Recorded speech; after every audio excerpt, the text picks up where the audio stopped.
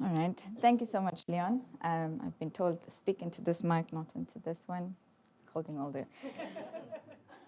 Prof, I want to thank you for coming before me, because she said a lot of things about mutual respect, all of her dreams and hopes for North and South. And I want to start my presentation on talking on the democracy of knowledge systems. And that's so that we don't all have our heads up and our backs up and upset or worried about what people are being asked to leave behind and start anew. It's where we build from. All right, so this presentation is done in conjunction with Professor Kaya, who is also in the audience. He is the director for the DSI, the Department of Science and Innovation, National Research Foundation, Center in Indigenous Knowledge Systems, a mouthful, with its hub at the University of KwaZulu-Natal. In 2004, a rather visionary policy was announced, the National IKS Policy in South Africa. And I think it was making fairly clear the transformation and sustainability agenda of the country, and placing responsibility with higher education to integrate Indigenous knowledge systems in the core business of higher education, that is teaching, learning, research, and community engagement, in order to achieve this transformation and sustainability. So today we were tasked to talk about engaging communities in the transformative change and higher education responding to this emergency. So in terms of structure, there's an introduction, and then I'm going to talk a little bit more about a platform that we work on and some cases.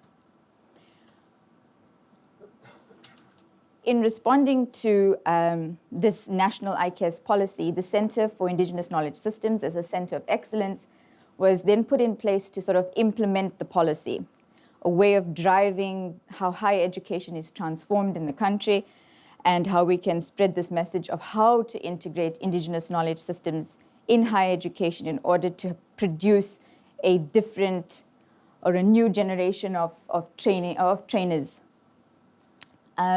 So one of the platforms that we drive at the center is an IKS-based climate change information service.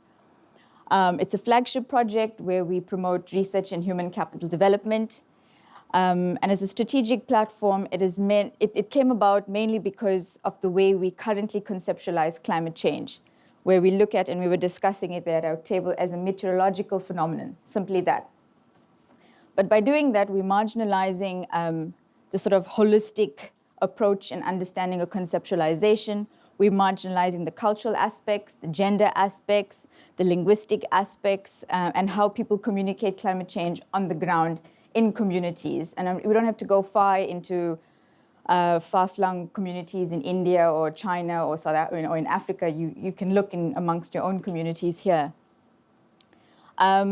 We also looked at the limitation of where we look at Indigenous communities, specifically women and girls as mothers and heads of households, as being just vulnerable people to climate change. And by doing that, you then negate the fact, or you ignore the fact, that they've been adapting and they have capacities and capabilities. Therefore, they've been surviving wherever they find themselves. We also tend to look at early warning indicators and systems simply as biological aspects or catastrophes like droughts, floods, and famine, but we don't necessarily look at some of the health and disease indicators that come normally before a catastrophe. Another aspect, when you talk about transdisciplinary aspects, when we look at higher education, we look at knowledge production, knowledge management, knowledge protection as three separate aspects, and not something that should be looked at together. So in the platform for IKS-based climate change information, we're kind of creating a space for people to come together and ideally look at adaptation strategies for climate change in farming, in sustainable harvesting of medicinal plants, and the whole value chain specifically, so that you can look at knowledge production, management, protection across these sort of disciplines of competence, if we call them. Another way of promoting this production, management, and protection aspects together or holistically is to also allow for intergenerational dialogue, where we're saying, I think Kerry was mentioning not to alienate and have the older group against the younger group, but bringing people together. So there was also the discussion at our table on the use of indigenous languages. How do we articulate our climate adaptation or climate change adaptation or climate mitigation strategies if we're only speaking in one language or in one context? So this is also to show that we have the diversity of options or opportunities available to us to address the challenges that we face.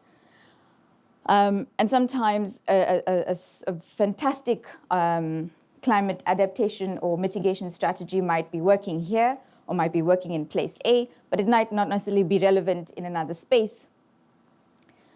So when we look at these, bring different stakeholders or different persons or actors in this platform by bringing civil society, bringing knowledge holders from the communities into the university space, or taking the university into the community knowledge holder space, you're able to mobilize these grassroots innovations, bring them to the fore, elevate their status, and having that democracy of knowledge systems. So we are equal, mutual respect, bidirectional. So cross-cultural bidirectional knowledge transfer, again, respecting language groups and ecosystems in the continent.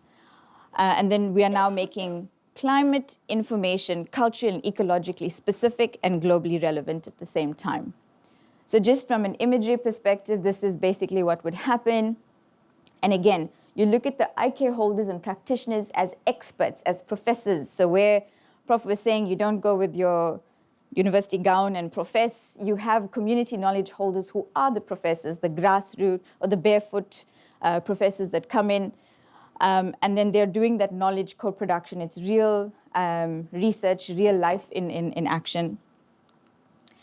Yeah, so that's us. I think ideally we didn't want to take too much of time in that, but if Leon had also asked about things, so I wanted to bring the national policy into play and to say that this is where, in South Africa, the higher education landscape has been put or been given the responsibility to transform and showcase sustainability in areas like climate change.